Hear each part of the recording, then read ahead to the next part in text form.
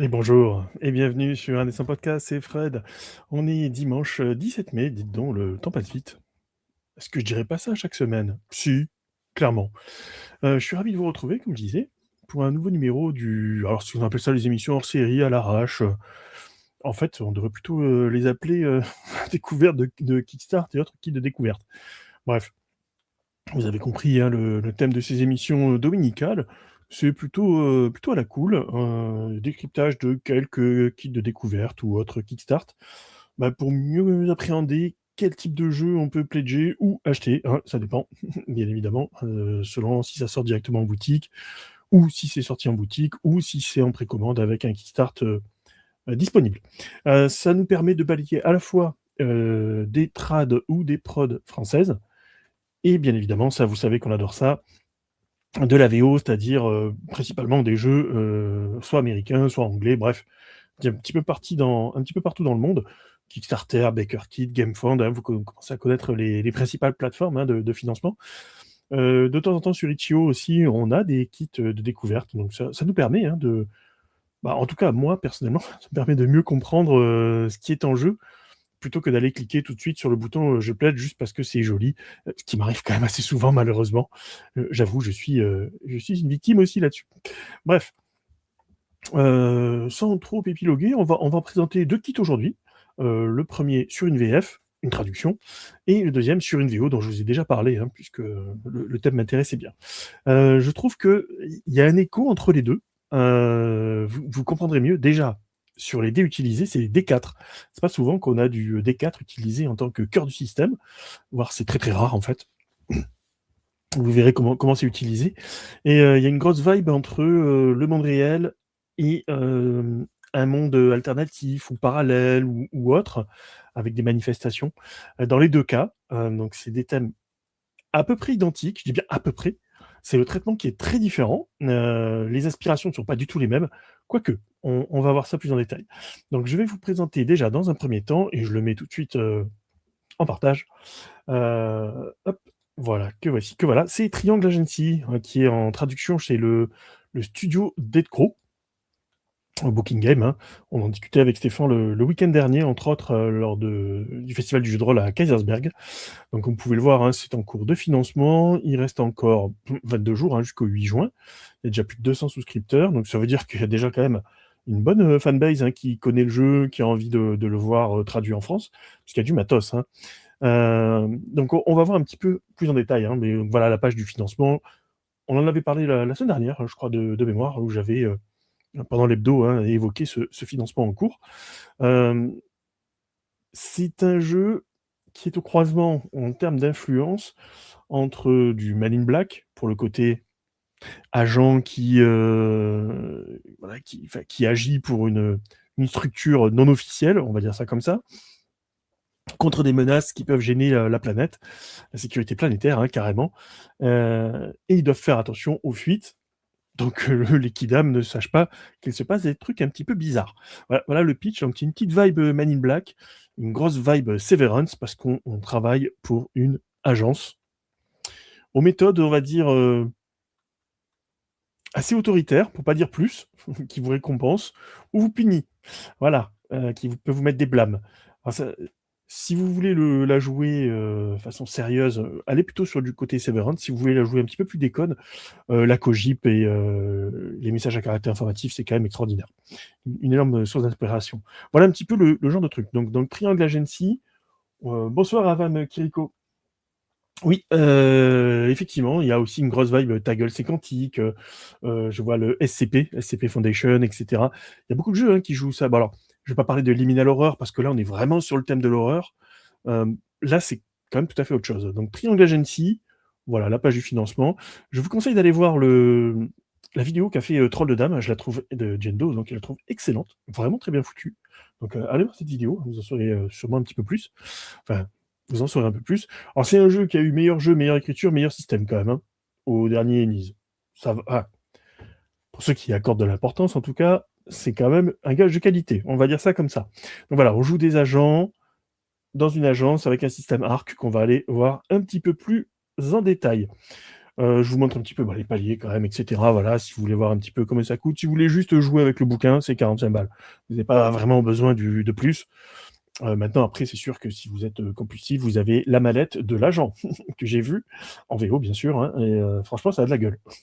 Après c'est sûr que voilà, ça à produire, c'est un petit peu plus onéreux, d'où voilà la valise à 115 € parce que c'est vraiment une grosse boîte remplie de matos. Bref, le Volt, ouais, peut aider avec des scénarios, tout à fait. Mais voilà, en tout cas, si tu veux juste le cœur du système, le bouquin, bah, ça suffit à lui-même. Après, c'est sûr que plus il y a de matos, mieux c'est, surtout pour ce genre de jeu un peu bizarro. Je vous montre tout de suite, hop.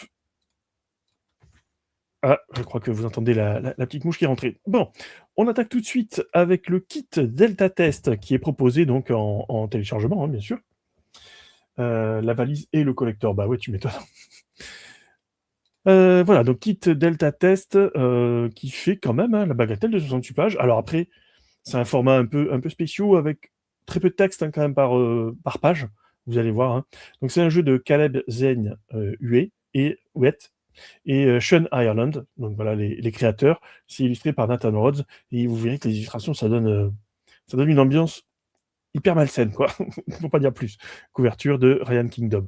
C'est vrai que voilà, quand on voit la cover, on se dit: «Oh bah, c'est la mallette magique et tout, c'est cool». Ah non, c'est pas cool du tout. Voilà comment ça se présente, c'est à chaque fois des grosses alertes de l'agence qui vous dit: «Attention, vous allez devoir lire toutes les pages dans l'ordre, sinon c'est pas bien, c'est interdit». Donc voilà, ça donne le ton un peu. Il y a un petit côté paranoïa, je trouve, hein, dans les alertes. On dit, voilà, la machine est votre amie, quoi, plus ou moins. Accueil des nouveaux employés, bienvenue dans l'agence. Bah, vous voyez un petit peu ce style d'illustration, bah, c'est ce qu'on va retrouver tout du long du kit start, du kit de découverte, pardon, et du jeu lui-même, hein. Donc bienvenue cher employé, blablabla. Je vous passe un peu. Il y a plein de QR codes, bah, qui vous renvoient à la page de financement, bien sûr. D'ailleurs, je tiens à signaler, hop, parce que voilà, version française, quand même. C'est pas bien ce que j'ai fait. Direction éditoriale Jean-François Bénet, coordination éditoriale Frédéric Meurin, la trad c'est Sandy Julien, un illustrateur connu, je crois que c'est un débutant en traduction d'ailleurs. Heu, Plus sérieusement, au scénario c'est Pierre Copé, donc c'est-à-dire que c'est, un scénario, franco-français quoi. Relecture Alexandra Dosière, Frédéric Meurin, Marielle Saran, maquette Maria Guarneri et Chiara Locatelli. Voilà, faut citer tout le monde, c'est quand même hyper important. Donc vous êtes un nouvel agent. Qu'est-ce que vous allez devoir faire? Alors celui qui sera, MJ, en fait, c'est pas un maître de jeu, c'est un manager junior. Déjà, on vous donne vraiment le ton de ce que vous allez jouer. Vous êtes les employés d'une agence, et c'est un manager qui gère vos efforts. Voilà, et qui vous donne donc des blâmes, des choses comme ça ou, des éloges. Voilà, très bien les éloges. Donc ensuite, vous avez les agents de terrain, donc vous allez jouer. Alerte aux déficiences, et cetera, voilà. Mise en garde, information privée, donc voilà, on vous dit à chaque fois, on vous dit: «Faites très attention, c'est pour votre sécurité, hein, ce que vous allez lire», donc voilà, allez-y. Notre mission, qu'est-ce que la mission de la Triangle Agency?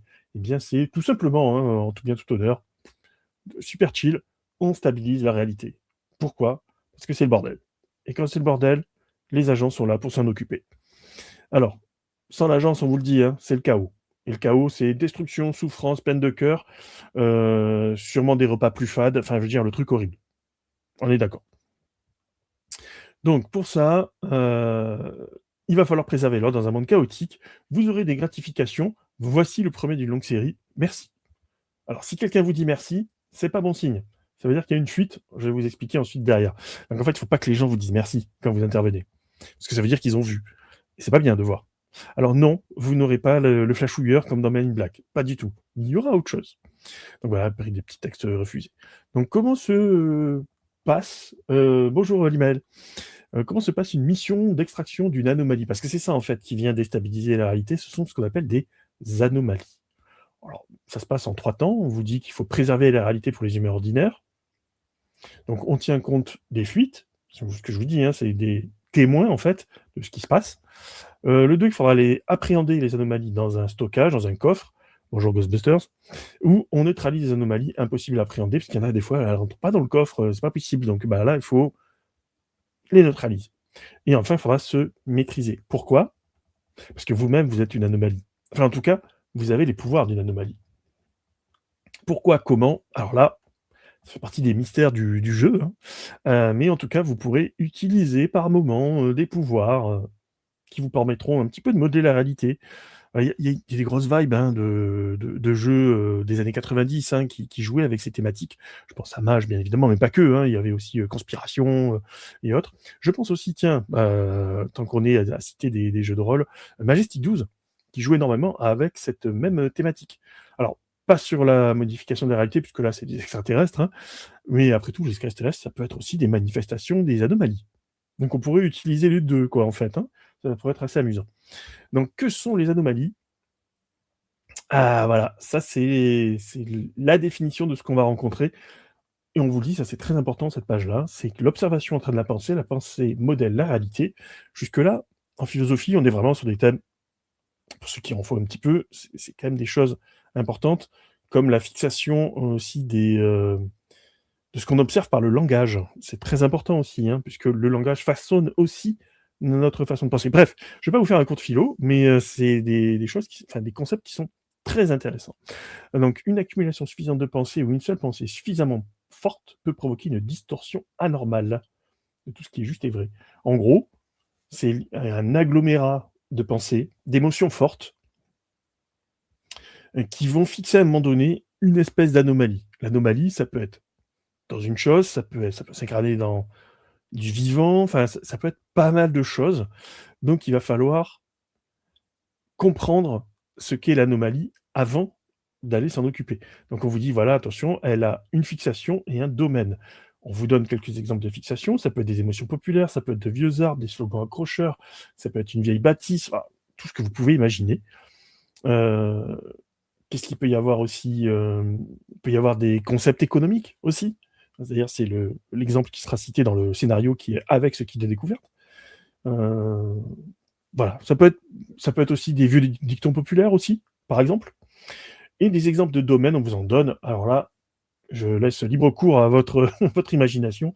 Bonsoir Rolchad, j'espère que tu vas bien, depuis, Kaysersberg. Alors, ça peut être donc ils vous disent, hein, bâtiment scolaire, sous-marin historique, oui, pourquoi pas, des vieux arbres, tiens donc, ça alors. Ça peut être un karaoké, ça peut être le siège social d'une société, par exemple. Ouais, ça peut être tout ce que vous pouvez imaginer dans lequel se matérialise, un type de pensée. Une anomalie donc du coup, hein. Donc voilà un petit peu les 2 points que vous devez avoir en tête, c'est la fixation de l'anomalie et son domaine. C'est ce qui vous aidera ensuite, alors ça, vous le trouverez avec des indices.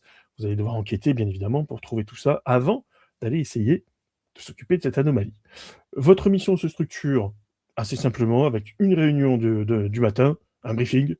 Voilà, on fixe les objectifs de la journée. On est en gestion de projet, messieurs, dames. Voilà. Donc, je vous laisse sortir les diagrammes qui vont bien, hein. On n'est pas là pour rigoler, on est là pour s'occuper de la réalité et du bien-être des gens. Vous avez compris? C'est bien. Donc, bien ensuite, on va passer au stade de l'enquête. Donc, vous allez voilà, enquêter sur des secteurs, des individus qui sont affectés par l'anomalie.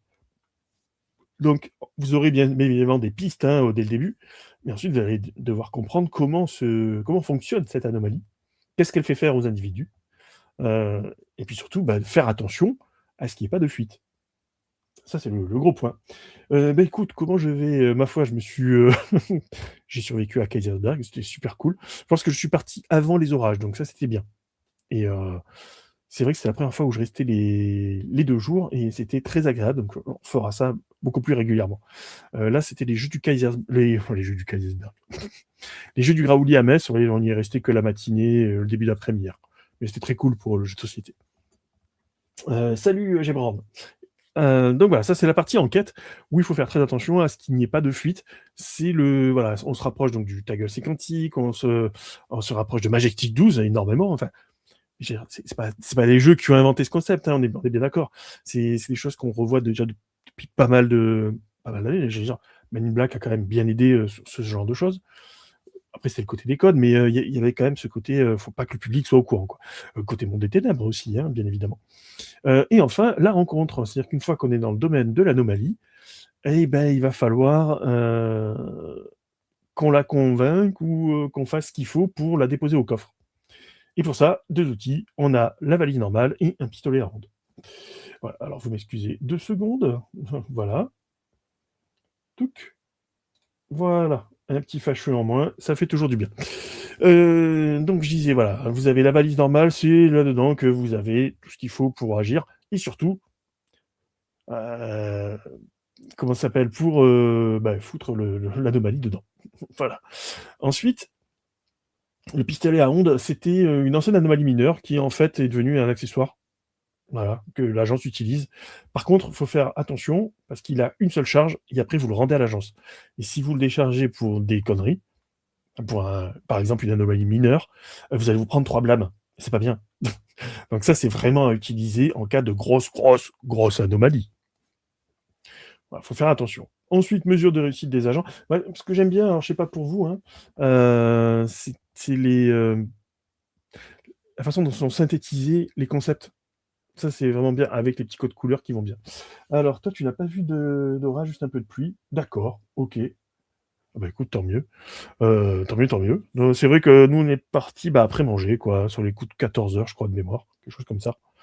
Voilà, donc en tout cas, voilà, c'est vrai qu'on s'est croisés, un peu à l'arrache, j'avoue, mais bah, ça fait bien plaisir, en tout cas, de t'avoir revu avec Cécile, entre autres. Mais voilà, on se retrouvera de toute façon sur d'autres festivals, je m'en fais pas du tout. Mesure de réussite des agents, donc je disais, donc les éloges, les blâmes, fuite, chaos, conditions de l'anomalie, évaluation. Vous aurez une fiche d'évaluation à remplir à la fin de chaque mission, bien évidemment.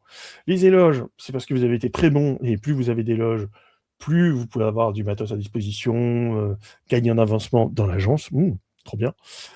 Si vous faites n'importe quoi, vous avez des blâmes qui peuvent aller jusqu'aux punitions, restrictions, voire, des gros problèmes sur, les jets de dés aussi. Pas voilà, entre autres. Les fuites, c'est les affaires non résolues, c'est-à-dire que ce sont les humains qui ont vu des choses qu'ils n'auraient pas dû voir et c'est pas bien. Donc c'est, quand vous laissez des fuites derrière vous, l'agent s'en charge au prix de 3 blâmes versés à votre dossier. C'est 3 blâmes pour tout le monde, hein, voilà. Le chaos, c'est une arme que les anomalies peuvent manier de façon meurtrière, donc faut faire très attention, sachant qu'on peut s'en servir aussi nous-mêmes. Voilà, donc faudra faire attention à ce concept-là. Condition de l'anomalie, ça, c'est ce qui nous permet de fixer complètement le problème. Si on capture l'anomalie, pas de problème, on reçoit 3 éloges. Si on la neutralise, c'est très bien, mais voilà, ça s'arrêtera là. Ghost Fixers, OK, bah, tu vois, je connais pas Ghost Fixers. Tu peux m'expliquer, mon cher Adam Kiriko? Parce que j'avoue que je connais pas tout. Donc bon. Si l'anomalie s'échappe, merde, bah, 3 blâmes pour chaque agent. Ça rigole moins. Et ensuite, donc, votre évaluation qui va de F à triple A. Donc ça, ce sera à faire à la fin, vous voyez, la condition d'anomalie, l'analyse, les objectifs optionnels, l'indicateur de chaos, évaluation, et cetera. Donc, vous avez quand même ce joli petit rapport de mission que vous voyez, qui est vraiment très sympa. Hop là. Voilà. Quoi d'autre? Voilà, excusez-moi. Règles et procédures. Alors on va aller un petit peu plus vite sur les règles quand même. On est donc sur du D4 et sur le D4, eh bien, c'est très simple, il faut faire du 3 pour réussir une action, quelle qu'elle soit. Donc pas compliqué, quoi. Heu, hop, bref, alors je sais pas ce qui se passe, excusez-moi 2 secondes. Voilà, on va faire ce qu'il faut. Voilà, donc ça vous permet voilà, c'est bon, parce que j'ai l'écran de contrôle qui est en train de partir en vrille, c'est moins qu'on puisse dire. Voilà, c'est mieux. Donc vous allez utiliser, votre anomalie personnelle et cetera, hein, pour pouvoir agir. Vous avez 6 dés à 4 faces. Donc si vous voulez refaçonner la réalité ou si vous faites un usage sans danger de votre anomalie, vous faites un jet de dés. Sinon, bah, voilà, c'est vous prodiguez un sentiment d'utilité fort et un avenir riche d'infinies possibilités. Vraiment, on dirait un discours de la Cogip. Voilà, il manque plus que le chef de mission qui s'appelle Jean-Philippe Ranu et je crois que là, on est bon. Bref. Heu, salut Akibi, un des programmistes pour une valise sans fond pour stocker beaucoup de choses. Ouais, exactement. Donc les options A2, recours au G2D, donc les dés à 4 faces. Dans le premier cas, vous lancez les dés parce que vous livrez à une action difficile, machin blabla. Et il faut faire donc des 3. Tout bête. Si on utilise notre anomalie personnelle, là, par contre, on va basculer donc sur les documents ARC, qu'on va voir ensuite un petit peu après. Résultat standard. Si vous faites un 3 sur votre jet, vous avez réussi. Si vous n'en avez aucun, c'est la merde. Vous avez vraiment échoué. J'aime beaucoup l'exemple du bus pour montrer un peu comment vous pouvez utiliser vos pouvoirs et autres, parce que c'est ce que vous permet l'agence en fait, hein.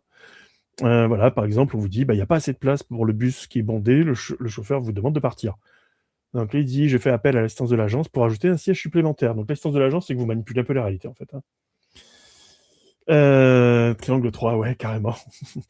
Le chauffeur semble étonné, il n'avait jamais remarqué jusqu'ici, ça fonctionne, mais attention, échec, bah, c'est tellement raté que la réalité a bouillonné, ça a fait carrément un choc, fracas et cetera. Tout le monde sait qu'il s'est passé un truc bien chelou, donc ça fait carrément 15 fuites. Youpi! Amusez-vous.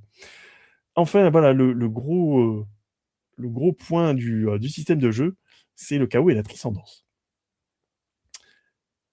Plus vous allez avoir de 3, mieux ce sera, mais en même temps, quand vous lancez 6 dés, il va se passer des choses. Donc vous allez regarder, ils le disent ici, hein, c'est pour ça que c'est hyper bien fait sur les exemples, c'est vraiment bien parlant. Quand le nombre de 3 obtenu est un multiple de 3, la réussite est stable, c'est-à-dire qu'elle ne génère pas de chaos, donc pas de complexité supplémentaire. Ceci dit, voilà, il faut y aller, hein, 6-3 ou 3-3, faut se lever tôt le matin. N'importe quelle combinaison, c'est une réussite instable, elle va générer du chaos. Voyez ça comme un petit peu le paradoxe dans Mage, par exemple, pour ceux qui connaissent en tout cas, hein, c'est un peu ce genre de choses.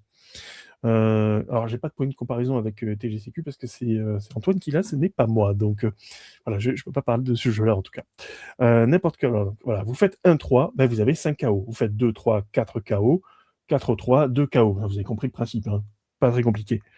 Quand vous avez exactement un triple, donc 3 fois 3, voilà, vous avez la transcendance. Alors là, c'est le bonheur, narguilé, la vie est belle, vous êtes aux 3 étoiles, enfin bref.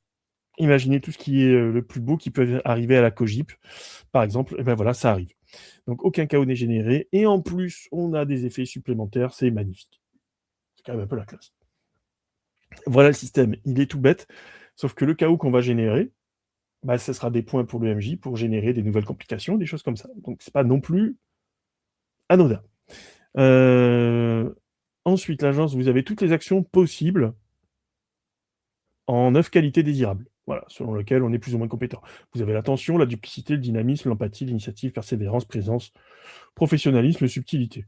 Bref.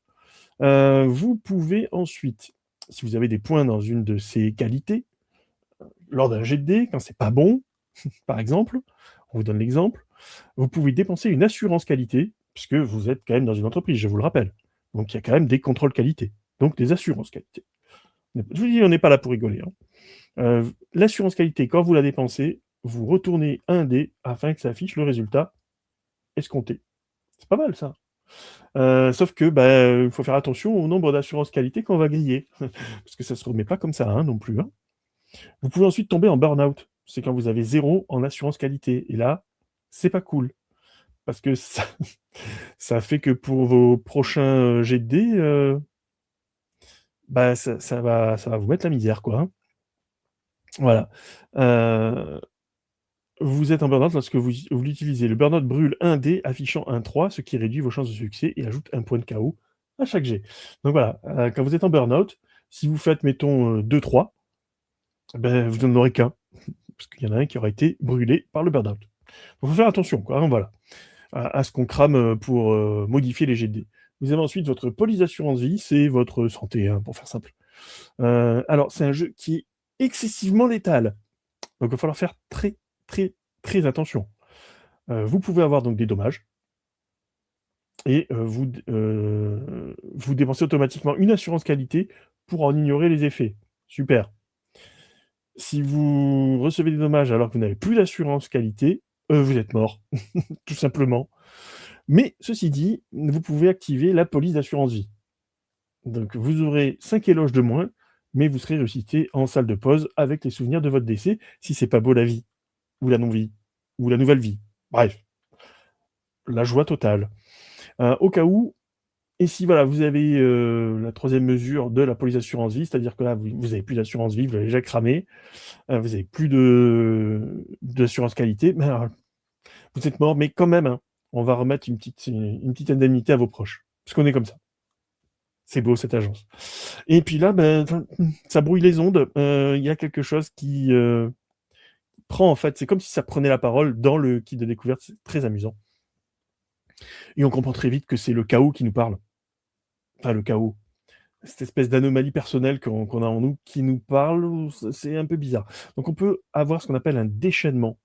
Si on veut utiliser notre anomalie, pas la peine de jeter de dés. On prend 7 points de chaos et on prend autant qu'on veut. C'est réussite. Si c'est pas si c'est pas le bonheur.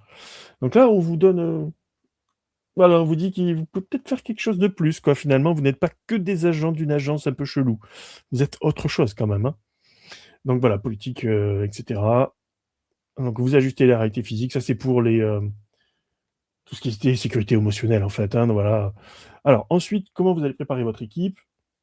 Il faut une ville réelle, une ville où on aimerait vivre, un lieu de fiction qu'on aime, et Ternion City qui est un peu le siège de l'agence. Voilà, donc tout ça, c'est à déterminer ensemble, hein, bien sûr. Et ensuite, on va créer ce qu'on appelle son arc, à savoir son anomalie, sa réalité et ses compétences. Très bête. Donc, l'anomalie, c'est tous les pouvoirs spécifiques que l'on a, mais qu'il va falloir garder sous contrôle quand même. La réalité, c'est pourquoi vous faites, pourquoi vous agissez. Votre modus vivendi, quoi, hein, votre raison d'être. C'est un petit peu tout ça. C'est la façon dont vous interagissez avec le monde pendant votre temps libre, enfin, le temps libre qu'on peut avoir quand on est un agent. Vous avez ça rejoint aussi un petit peu le film L'Agence, tiens, pendant que j'y pense. Truc à faire. Les compétences, c'est, comment on agit sur le monde, bien évidemment. Bon, bah, ça, je vous fais un dessin. Voilà, on vous donne un petit peu, sur, des exemples, hein, d'anomalies et on vous en met une seule en exemple ensuite. Vous voyez, il y a, l'absence, le catalogue, la croissance, l'horlogerie, méandre, murmure, et cetera. Enfin, il y en a plein, quoi, hein. Donc en cas de réussite, quand on obtient au moins un 3, pour chaque 3 en plus du premier tour, tous les 3, voilà, la plupart des capacités, et cetera, et cetera. Et on vous donne l'exemple pour l'absence. Comment ça se manifeste, qu'est-ce qui se passe quand vous ratez, le négatif, la franchie, et cetera.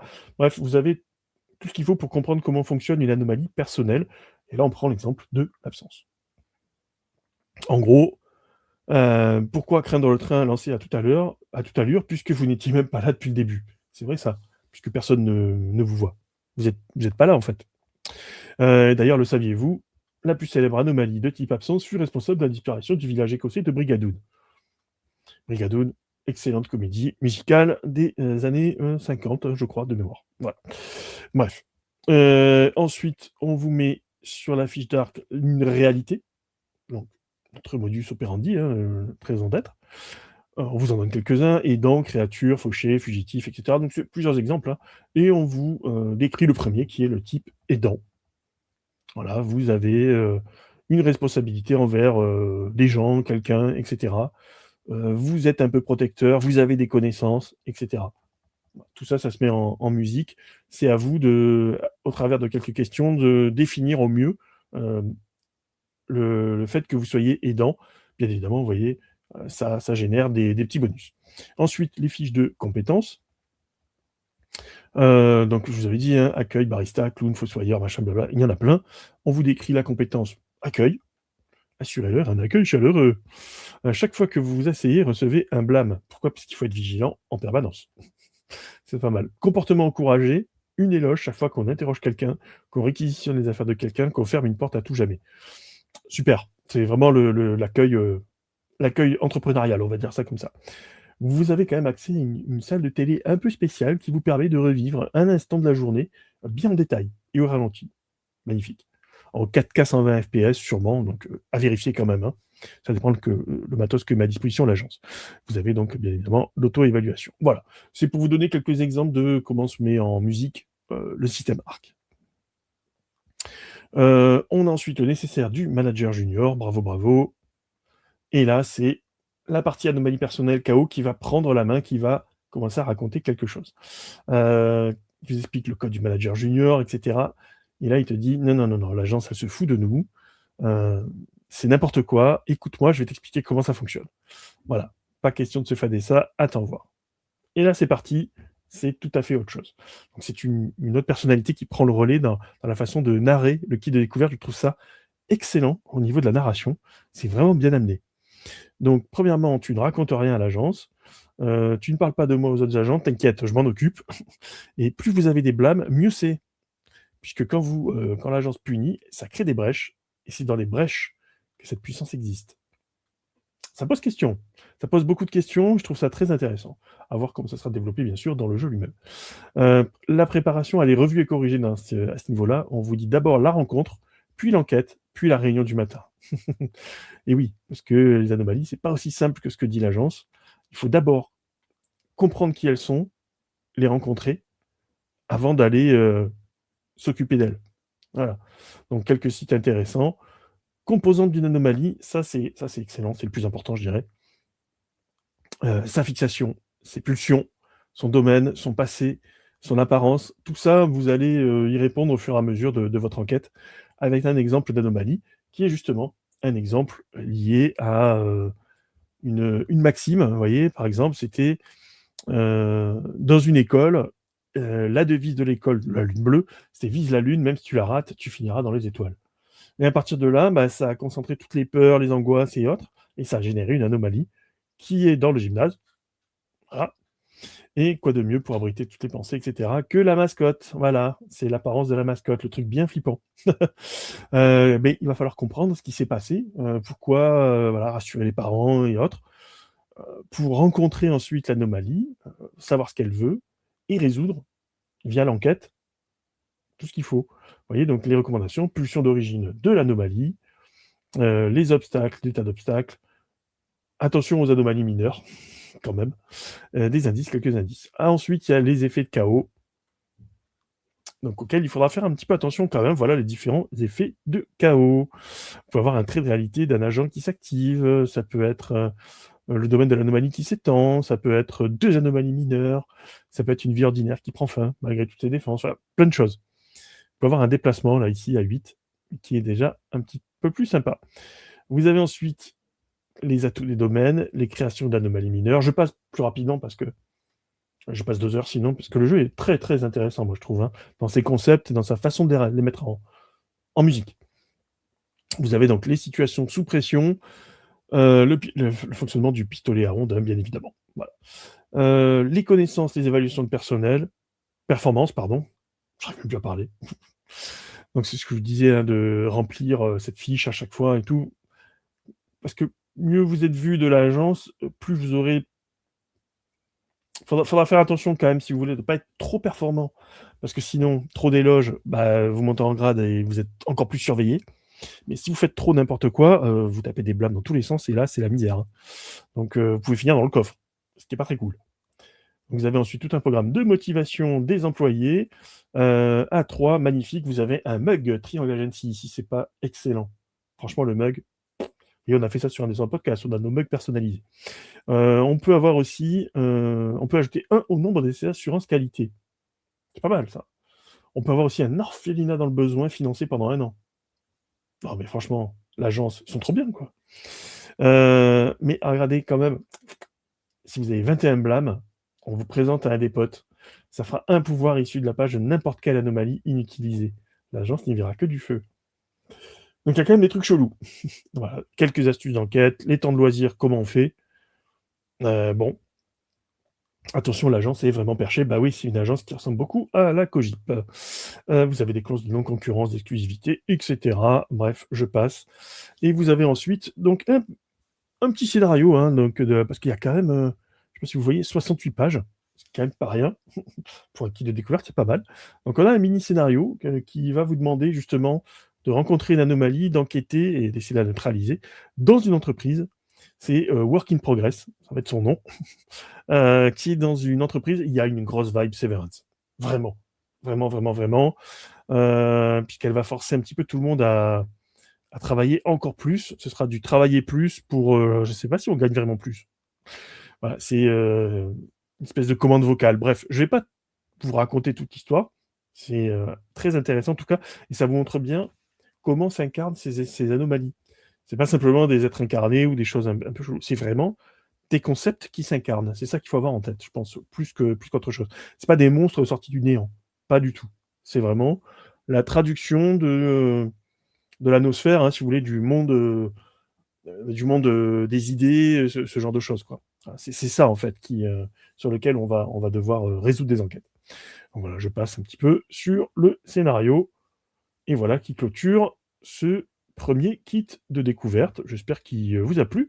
Moi, je vous avoue que à la base, Triangle Agency, bon, ouais, ça avait l'air, sympa, mais sans plus. Mais quand on lit le kit de découverte, on comprend déjà beaucoup mieux ce dont il est question. Le système, je le trouve plutôt très bien foutu. En plus, pour du D4 où je n'étais pas forcément, super client, mais finalement ça tourne, quoi. Enfin, ça a l'air de tourner en tout cas. Est-ce que ça m'a donné envie d'y jouer? Franchement, oui. À le maîtriser, peut-être pas. Des trucs, barrés comme ça, j'ai déjà Mage, dans un coin, j'ai un Conspiration qui doit traîner quelque part, hein, dans ce genre de jeu barré, quoi. Donc voilà, en tout cas, y jouer, ouais, carrément, ça peut être, très sympa et c'est surtout que c'est vachement bien présenté et ça laisse supposer que dans le bouquin, il y a pas mal de mystères ou de secrets, de choses comme ça, pour comprendre ce que c'est cette espèce de personnes, d'idées, on sait pas trop, qui nous parlent dans le kit de découverte. J'avoue que ça me rend très, très curieux, quoi, hein.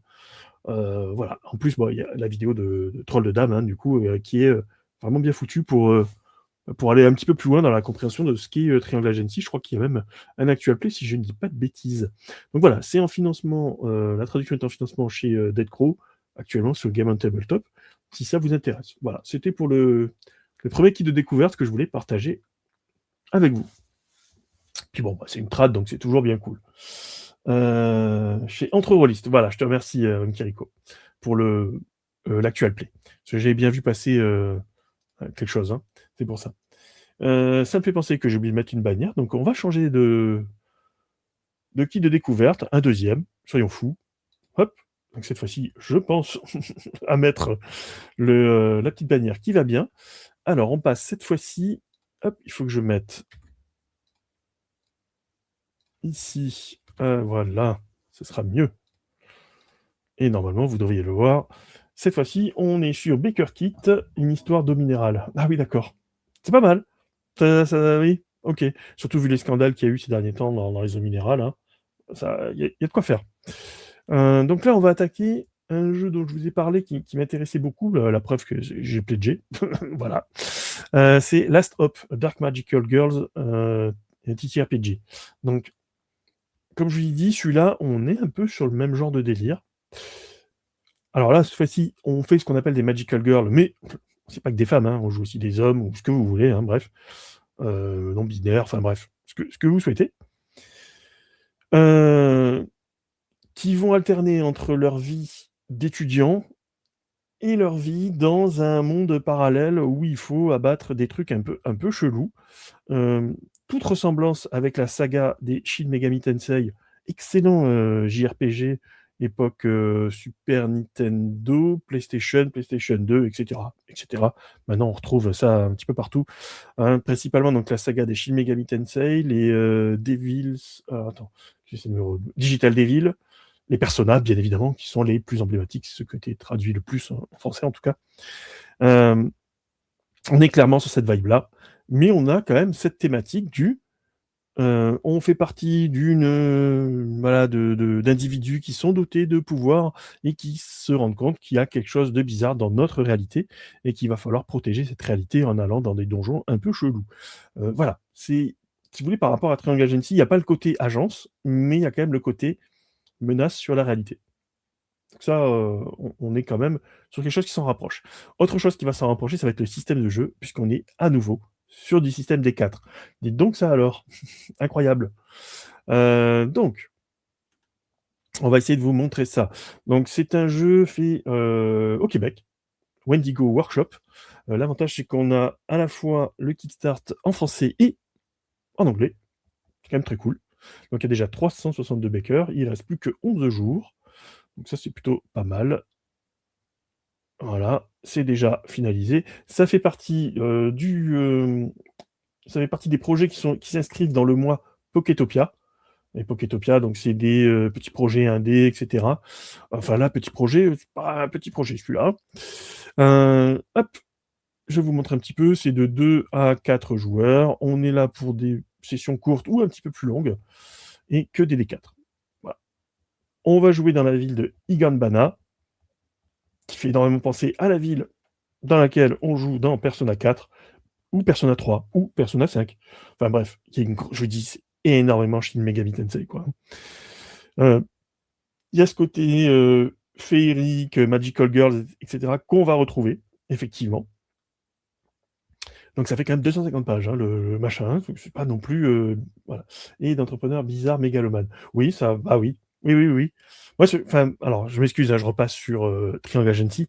Il y a vraiment... Alors moi, quand je l'ai lu, il y a le côté Kojipin. D'ailleurs, il y a le bouquin du Bolchegeek hein, qui s'appelle Kojipunk. Ça a l'air... Oui, oui, alors, c'est pas à moitié traduit. C'est que tu as à la fois les pages anglaises et à la fois les pages françaises. C'est pour ça que ça fait un gros kickstart. On va voir ça en détail. Voilà, c'est ces pages-là, là, story comique. En fait, c'est les emplacements des illustrations. Voilà, ça, c'est un petit peu le genre de menaces contre lesquelles on va devoir lutter, qui ressemble énormément aux espèces de menaces super cheloues qu'on trouve dans les personnages, qui sont des incarnations de divinités, enfin, kami, yokai, vous mettez le nom que vous voulez, mais de trucs vraiment très très étranges, hein, c'est le moins qu'on puisse dire. On verra ensuite tout ce qu'il y a là-dedans. Donc voilà un petit peu donc, pour Last Hop, et on va aller voir justement notre fameux kit de découverte, Kickstart. Alors ils appellent démo. Hein. Voilà, vous voyez d'ailleurs, c'est bien marqué ici, temp cover, parce que c'est temporaire, donc il y a beaucoup de pages en fait. Euh, Ouais, ça fait très Persona. Ouais, non, mais là, c'est sûr. Hein. C'est sûr et certain. Donc, c'est une démo. Ils appellent ça une démo, ou vous appelez ça présentation. Enfin, bref, il y a plein de choses dedans. Donc, crédit, parce que c'est toujours important. Donc, au design, donc c'est lead designer, donc c'est le chef de projet, Jonathan Sevigny. Game designer, Jonathan Sevigny et Maïté Roussel. À l'écriture, Jonathan Sevigny. Guest writers, ok. Donc relecture et maquettage, on rajoute les deux mêmes, plus Jean-Christophe Chamberlain.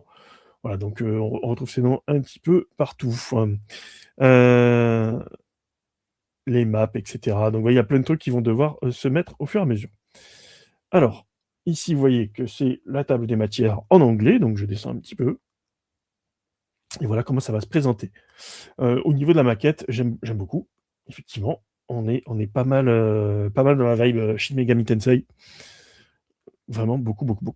Donc voilà, on incarne des adolescents choisis pour combattre la corruption maléfique dans une version onirique du monde, tout en équilibrant la vie quotidienne, nos problèmes, nos relations personnelles, etc. Enfin, tout ce qu'on peut imaginer pour un ado, un jeune adulte. Et en même temps, ce qui se passe dans un monde onirique plus que bizarre et hyper dangereux. Voilà. Donc on vous explique le jeu de rôle, blabla, donc tout ça, on passe. Il faut des D4, comme je vous l'ai dit. Par contre, il faudra des cartes quadrillées pour les combats, parce qu'on est vraiment sur de l'émulation de combats tactiques comme on peut les retrouver dans ces JRPG. Donc il faudra tenir compte des placements des joueurs par rapport aux anomalies, par rapport aux monstres, etc. Il faudra des D10 aussi, hein, quand même. Voilà.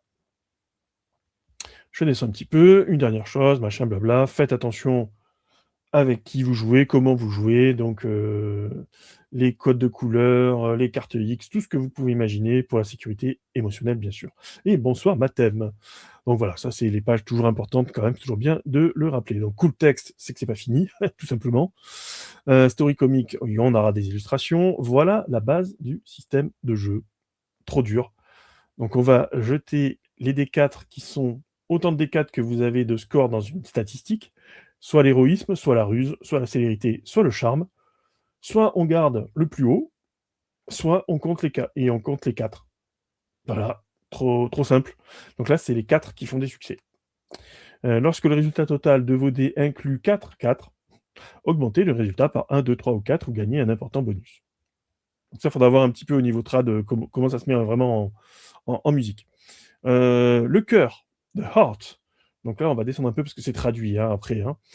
C'est en fait la façon dont s'expriment, vos émotions, votre rapport au monde.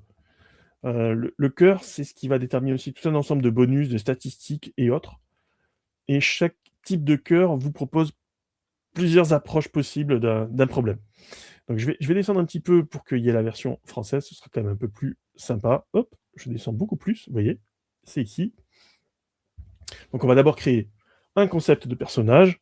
Est-ce qu'on est nouveau? Est-ce qu'on vient d'arriver? Est-ce qu'on vit à Ingambana depuis qu'on est gamin? Enfin voilà, ça c'est vous qui décidez ça. Vous allez gérer donc vos statistiques, c'est 1 point dans chaque stat et on distribue 4 points avec un maximum de 2 sur une statistique. Vous avez ensuite votre héroïsme, votre célérité, votre charme, votre ruse, et cetera. Les éléments vitaux. La vitalité, c'est notre score de santé, c'est 8 points de base. Voilà. Si on a 0, si on est dans l'au-delà, on meurt. Voilà, ça c'est moche. Si on a 0 dans le monde réel, on est complètement à plat et on va zapper, carrément une journée à l'école ou autre. Ce qui est pas cool. Voilà. Et bonsoir Elvinark.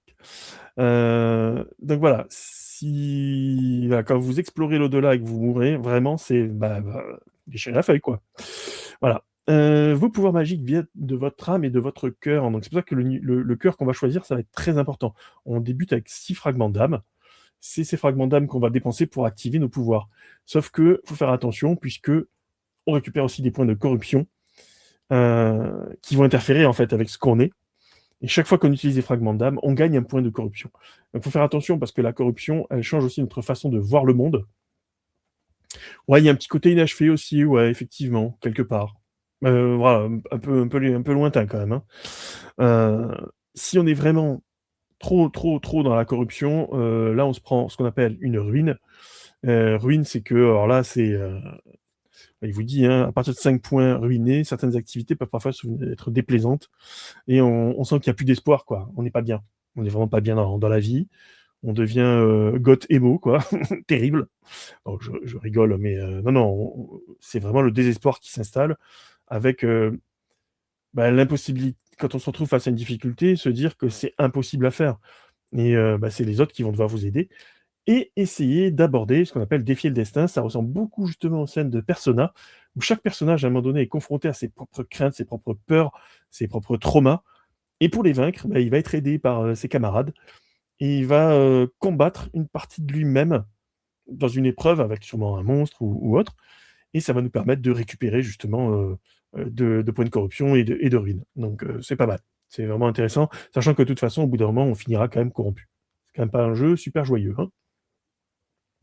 La détermination, c'est spécial, on en gagne quand on fait des activités avec ses amis ou des activités qu'on aime.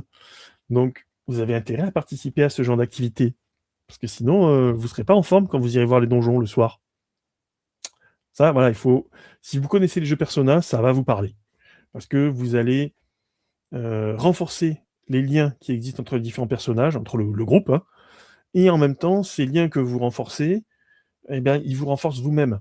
Donc, vous gagnez en compétences, vous gagnez en pouvoir et autres, vous réduisez les risques de corruption, et cetera. Donc, c'est quand même très, très important et à ne surtout pas négliger. Bon, les difficultés, OK. Quelques exemples, je passe un petit peu, vous voyez, les illustrations. Pour les cœurs, voilà les différents cœurs qui existent. D'abord le Angel Heart, le cœur angélique. Vous avez une aura revigorante qui vous permet de soigner vos amis. Donc en gros, vous êtes le soigneur.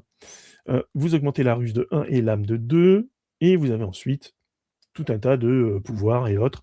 Voilà, passif de vie normale avec mes amis, passif de sentinelle, pureté, équipe bombe d'amour. À la fin d'une séquence d'équipe que vous avez lancée, soignez tous les membres du groupe du nombre de succès. Voilà, vous avez pas mal de pouvoirs et autres qui peuvent s'activer. Allégresse, par exemple, vous donnez un point de détermination temporaire. Ce point est perdu à la fin du combat. Donc c'est, buff et debuff basés sur la santé, quoi, principalement. Donc ça, c'est toujours important d'en avoir un dans l'équipe. Et bonsoir William.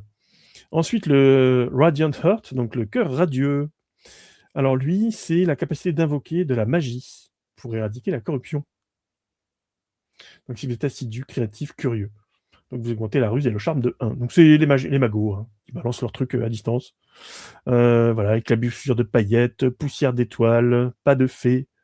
Voilà. Alors, j'avoue que le poussière d'étoiles, il y a un petit côté Sailor Moon peut-être. Ensuite, le Golden Heart, le cœur d'or, cœur doré. Vous êtes un Colors armuré, vous êtes le tank. Vous protégez vos amis de vos blessures. C'est beau. Vous êtes protecteur, vous êtes loyal, courageux. Pareil, héroïsme 1, vitalité 2, tous les petits pouvoirs qui vont avec. Je passe beaucoup plus rapidement, bien évidemment. Ensuite, le Monarch Heart, le cœur monarchique. Cœur noble, si on veut. Donc clerc, chevalier, assassin. Voilà, ça vous donne aussi les différents types de pouvoirs et autres que vous pouvez avoir. C'est manifesté dans la capacité d'invoquer des entités surnaturelles que l'on contrôle. C'est l'invocateur. Ouais, il y a une grosse vibe, c'est Sailor Moon, mais pas que, hein, comme je disais, c'est beaucoup plus Persona. Et si tu veux un truc hyper glauque en Magical Girl, je vous rappelle une des plus anciennes, pour ceux qui ont connu dans les années 80, c'est Gigi.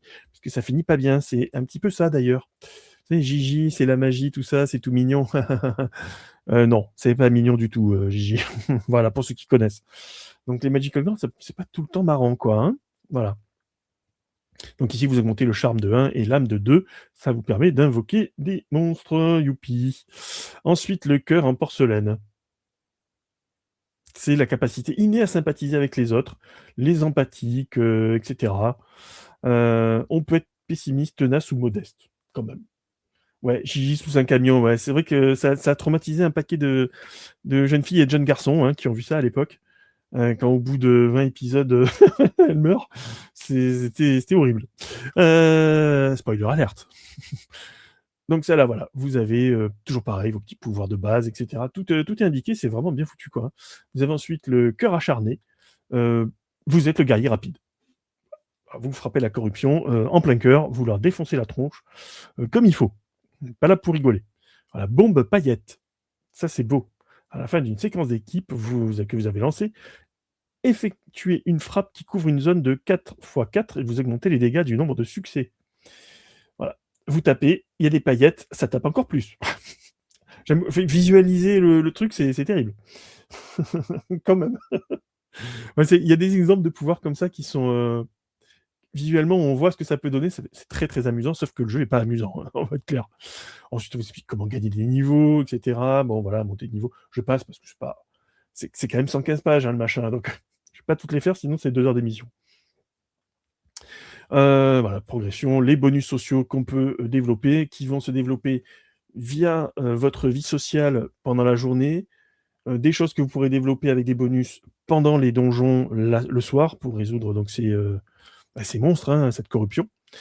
Donc voilà comment vous augmentez pas mal de choses, vous voyez, empathe, président de club, étudiant parfait, télépathe, donc ça vous donne plein de bonus, bien évidemment. Amitié magique. Formidable. Capacité spéciale, pareil, on peut décider de débloquer une capacité spéciale plutôt qu'un bonus. Et alors là, vous avez plein de capacités selon les paliers. Les paliers sont les niveaux. Je ne vais pas vous faire la liste parce que vous voyez qu'il y en a un petit peu beaucoup. Je vais essayer de vous en trouver un au hasard, par exemple. Un blitz vibrant. On fait un jet de ruse et charme. On compte les succès et on inflige ce montant de dégâts de vitalité à tous les ennemis dans la zone. C'est la description du truc qui est, qui est chelou. Blitz vibrant. Je fais des dommages à tout le monde. Ok. Voilà. Il faut imaginer plein de paillettes, plein de couleurs, plein d'arc-en-ciel, sauf que ça éclate les monstres. Voilà. Je passe. Bon, de l'argent, on débute à 3000 yens par semaine, parce que quand même, on peut aller aux machines à gacha, les gachapon, formidable. Ce qui nous permet d'activer une connexion avec l'au-delà en mettant des pièces à l'intérieur en tournant la manivelle, une petite capsule avec des puissants objets magiques, sauf que vous pouvez l'utiliser qu'une seule fois. Donc ça, c'est assez amusant, j'avoue, de faire de ces machines emblématiques de la culture japonaise des artefacts qui vous permettent de récupérer des objets magiques à usage unique. Très amusant. Voilà. Donc à vous de voir comment vous voulez faire. Donc on roule un des 4 quand vous faites la machine à gacha. Hein. On récupère un objet.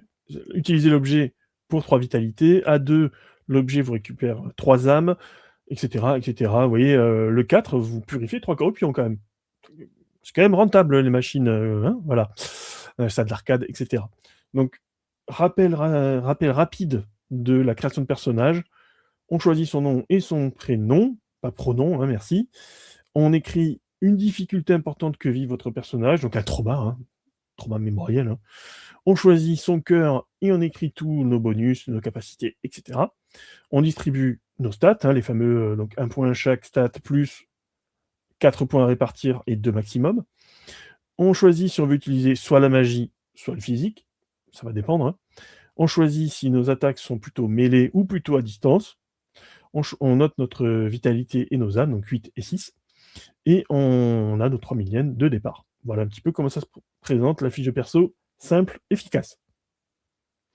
Les règles du jeu, ça va marcher. Alors on retrouve une petite vibe Blade in the Dark, ce genre de système, avec le système des horloges. En fait, ça va nous permettre de caractériser les temps de journée et les temps de donjon. Donc c'est à ça que ça va servir. Donc l'horloge de la journée, c'est la routine matinale du matin, c'est la journée d'école, ça peut être aussi les loisirs, hein, et cetera. Avec 3 emplacements d'activités pour faire des sorties, et cetera. Chaque emplacement équivaut à peu près à 1 heure. Donc voilà, en fait, on va devoir découper sa journée pour toutes les activités socialisantes. Voilà. Donc c'est une horloge que vous allez devoir découper au fur et à mesure. Les horloges de brèche, certaines ombres peuvent évoluer, mettre la pression sur le voile entre les dimensions. Donc ça, c'est pas cool. Donc il y a, voilà, toutes les nuits à 3 heures du mat, on ressent une attraction pour l'au-delà. Donc si vous n'y allez pas, il va falloir jeter un D4, parce qu'il va y avoir bien évidemment des conséquences, hein, avec des choses vraiment pas cool. Pour ceux qui ont joué à Persona, vous voyez de quoi je veux parler. Et ensuite, bah, il faut purger l'horloge du donjon, de l'au-delà. Alors, ils appellent ça l'au-delà, moi j'appelle ça un donjon, hein. C'est clairement là-dedans. Voilà, c'est le labyrinthe cognitif. Donc on va déterminer les différents niveaux de difficulté du donjon, en fait, jusqu'à l'anathème du labyrinthe. L'anathème, c'est le boss final, quoi, hein. Et vous avez ensuite, alors ça, je vous conseille de prendre un agenda pour tenir un calendrier mensuel de toutes les activités, avec un agenda journalier. Ça reprend vraiment les codes des animés japonais et autres. Ouais, sur les animés japonais, il y en a tellement.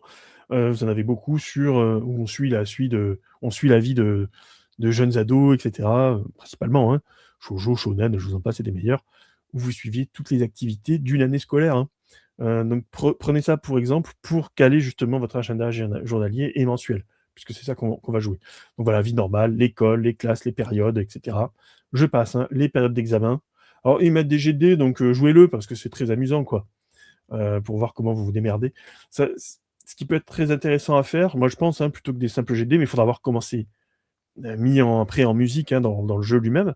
Mais voilà, plus vous établissez des liens forts avec d'autres joueurs ou d'autres personnages, typiquement par exemple la tête de la classe, bah, ça va vous aider par exemple pour réussir plus facilement les examens. Vous voyez? Donc plutôt à mettre en lumière, je pense que le mettre comme ça en termes de règles, ça peut être plus sympa qu'un simple D4. Donc les différents enjeux, aider ses amis, et cetera. Voilà, bref. Les différentes interactions que vous pouvez avoir, les liens que vous pouvez développer, les activités de club, les activités sportives, les activités culturelles, les activités sociales, scientifiques, et cetera. À tous les clubs qu'on peut imaginer, bien sûr, et qui vous donnent des bonus.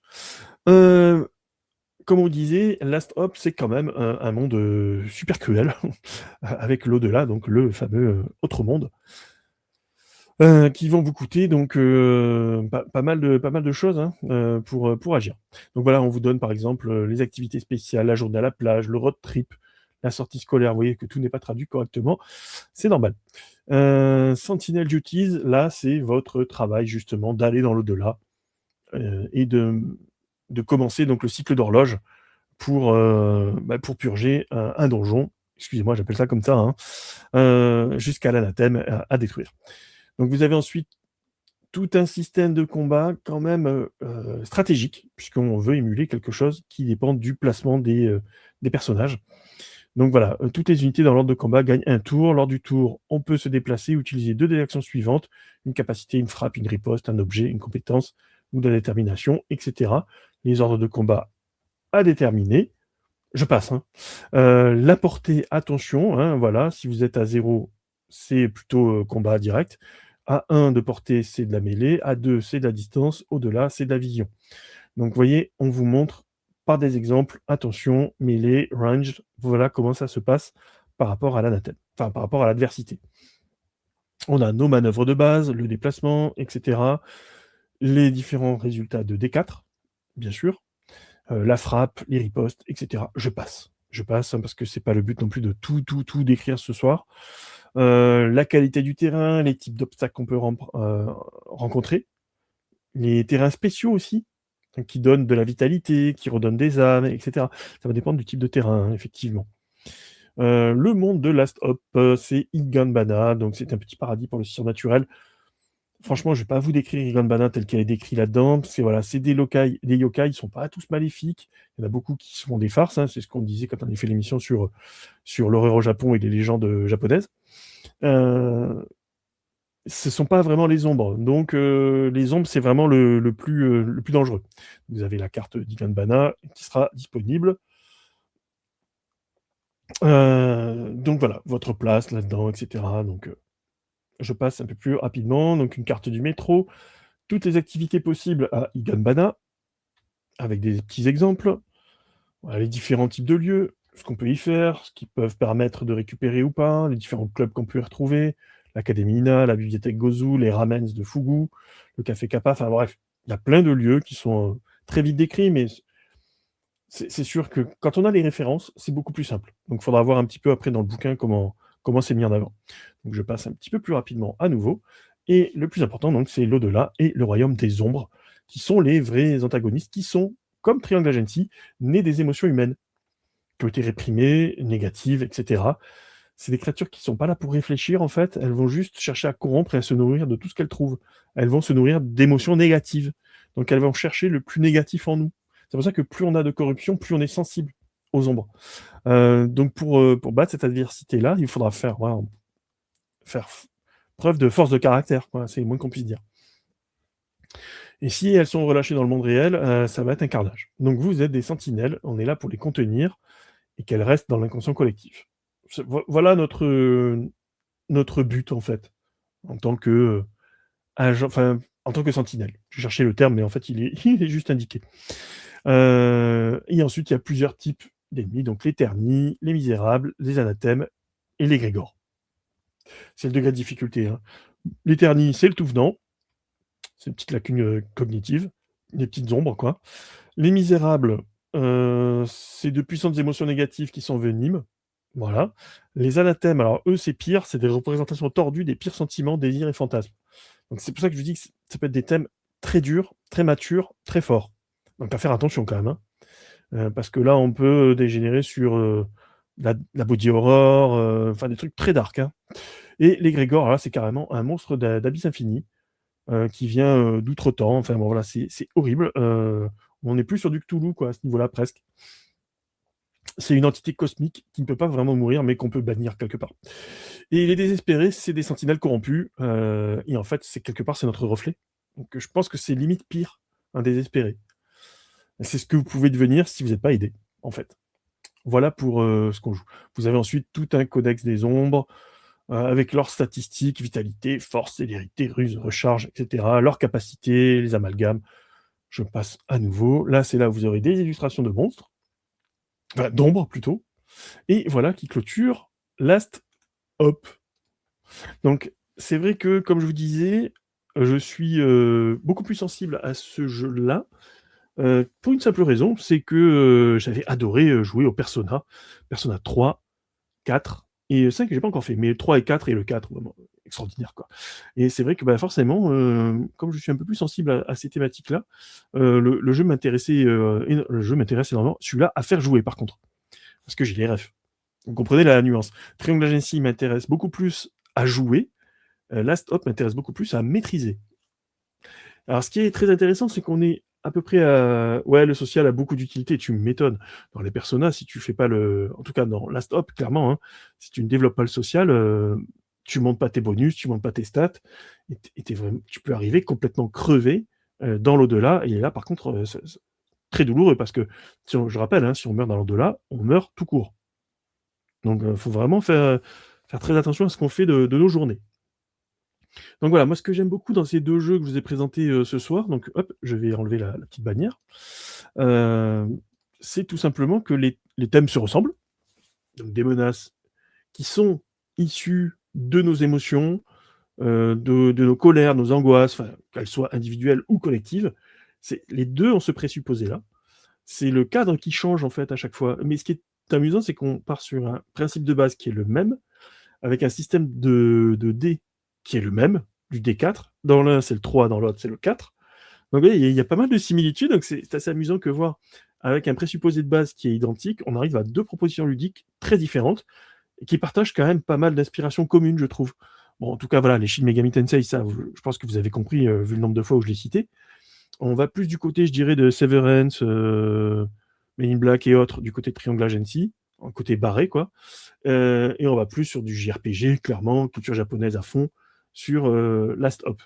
Donc voilà, j'aime beaucoup ces 2 propositions, franchement. Enfin, moi, j'espère qu'en découvrant ces kits de découverte avec moi ce soir, ça vous a donné envie, ou pas du tout, après tout, hein. C'est vrai que quand on appréhende un peu mieux un jeu pour ce qu'il est, bah, après on sait s'il est fait pour nous ou pas. C'est un peu le but, de ces petites émissions du dimanche. Donc vous en aurez d'autres à venir, hein, sur d'autres kits de découverte, hein, à chaque fois. On essaie d'en faire de plus en plus sur, des VO, parce que, bah, généralement, sur les VO, il y a pas mal de trucs qui arrivent ensuite derrière en trad. Dimanche prochain, vous en aurez une sur un jeu VO qui est en train de cartonner aux États-Unis. On aura l'occasion d'en reparler. Vive la SF! J'en dis pas plus. Donc voilà pour ces 2 kits de découverte, ce soir. J'espère que ça vous a plu, c'est comme d'habitude, hein. N'hésitez pas à nous dire, enfin à me dire ou à nous dire, hein, que ce soit dans les commentaires YouTube ou sur notre Discord, hein, ou par mail, enfin comme vous le souhaitez. Si vous avez des émissions que vous avez envie de voir, des jeux que vous voulez qu'on chronique, ce genre de choses. Moi, je suis toujours preneur de vos retours. Ça nous permet aussi de continuer à proposer des choses un peu différentes. Voilà, on essaye à notre sauce. On réinvente pas la roue, mais on essaye à notre sauce, tout simplement. Voilà, j'espère que cette petite émission vous a plu. Pour ce qui concerne, les activités sur la chaîne, alors il est possible que dans quelques heures, je refasse un petit live Planet Crafter, ça m'a manqué. Je vais l'annoncer tout de suite après, on verra ça, donc sûrement sur les coups de 20h30 dans ces eaux-là. J'en fais une petite com rapide. Donc ça, c'est du rapide. Dans la semaine, vous aurez l'hebdo, de retour, mardi. Vous avez les vidéos, des petites interviews faites à Kaisersberg qui sont diffusées. Vous avez eu donc l'ivresse édition, avant-hier, et bonsoir étoile 8. Vous avez aujourd'hui l'interview de JDR édition avec Frédéric Dorn. Demain, vous aurez l'interview de Yannick Leclerc pour les 12 singes. Et après-demain, vous aurez la dernière interview, celle de Stéphane pour Studio Delco, Booking Game. Justement, on avait parlé de Triangle Agency. Ça tombe bien, ça, alors. Voilà. Et puis les barbus, on les réinvitera. Patin de Ricog, on les invitera aussi parce que il y a eu des petits soucis techniques, on va dire ça comme ça. Voilà, les interviews de Kaisersberg arrivent. Celle du Diable Vauvert aussi, puisque le montage est en cours. Ça y est, incroyable, tout arrive. Et sûrement d'autres lives à venir, on vous en informera. Il me reste à vous souhaiter une très bonne fin d'après-midi, et puis dans quelques heures pour du Planet Crafter. Voilà, c'est Space Ace Rake Runner. Si c'est celui qui est sous 5e édition, je dis oui. Voilà, mais on aura l'occasion d'en rediscuter. Et non, il reste si c'est celui-là, alors attends, je vais quand même aller voir. J'en profite, hein, tant qu'à faire. Alors, hop, c'est sur Kickstarter. Bien sûr, parce que sinon c'est pas marrant. Hop là. On va faire ça avant de rendre l'antenne. Hop. Alors, c'est dans le jeu. Voilà. Alors, si c'est fini, voilà, c'est celui-là. Comme ça, vous allez voir de quoi je cause. Il suffit juste que je fasse un petit partage d'écran et vous verrez le prochain dont on parlera. Hop là. Voilà. New Neon Odyssey Space Opera in D&D by Legends of Aventris. Et comme vous pouvez le voir, c'est un jeu qui ne marche pas du tout, hein. Plus de 28 000 contributeurs, plus de 17 jours, et déjà, incroyable, plus de 9 millions de dollars récupérés. C'est complètement dingue, j'avais jamais vu ça pour un jeu qui sort un peu du néant, ou du néon, je ne sais plus. Il y a une vidéo, franchement, avec une grosse vibe Cobra, Cowboy Bebop, mais en mode complètement déjanté à la 5e édition. Donc, moi je t'avoue que enfin, je vous avoue que ce jeu-là, en plus de la SF, franchement, trop bien. Donc je vais vous montrer vite fait. Je coupe le son pour éviter, le problème. Vous voyez un petit peu ce genre de vidéo? Non mais franchement, ça a l'air trop bien. Ouais, ouais, toutes les références qu'il y a là-dedans, mais c'est ouf quoi, il y en a trop. Il y a du Galaxy Ranger, bon, il y a du Cowboy Bebop bien sûr, il y a du Cobra, et forcément il y a des elfes, il y a des nains, il y a plein de trucs donc il ressemble beaucoup à Spike, de Cowboy Bebop, notre ami là, avec un vaisseau qui lui ressemble beaucoup aussi d'ailleurs. Ça alors, c'est bizarre ce game design. Ouais, du Akira, oui, oui, oui, oui, oui, oui, oui, oui, tout à fait. Dans le look, bah, des villes, motos, tout ça. Voilà, les trucs qui marchent en mettant des coups de pied dedans, donc tout va bien. La ville qui ressemble beaucoup à Neo Tokyo d'Akira, effectivement. C'est les ennemis un peu à la Cobra, hein, bien bien chelou. Non, franchement, c'est il a l'air complètement hallucinant. Ouais, non, mais c'est pas non, je vous assure, c'est pas du plagiat. Non, non, je vous assure. Pas du tout. Non, non, c'est pas Cowboy Bebop. Non, mais vraiment. Voilà, en tout cas, c'est amusant si vous voulez effectivement le petit jeu de retrouver toutes les refs, mais c'est surtout que, bah, il y a tout un kit, à voir un petit peu pour, comment ça fonctionne, et qui a l'air hyper marrant et c'est surtout 3 bouquins, hein, c'est pour ça qu'il est quand même assez cher et qu'il cartonne en termes de, de prix, hein, de sous récoltés. Parce qu'il y a beaucoup de matos, des sous-classes, des nouvelles règles, du combat spatial, des vaisseaux, des monstres, ah bah, je vous en passe et des meilleurs, ça a l'air trop bien. Donc on aura l'occasion d'en rediscuter. Hop là. Il me reste à vous souhaiter, comme je disais, une bonne fin d'après-midi et puis on se retrouve, dans quelques heures, hein, pour, du Planet Crafter qui sera une spéciale coffre doré. Je vous en dis pas plus, ce sera une émission assez courte, puisqu'on va aller découvrir l'emplacement d'absolument tous les coffres dorés présents sur Prime, avec quelques secrets en prime. J'ai fait une partie exprès pour ça, vous allez voir. On va aller voir tout ça tout à l'heure et je vous dis à très bientôt. Ciao, ciao, ciao, ciao.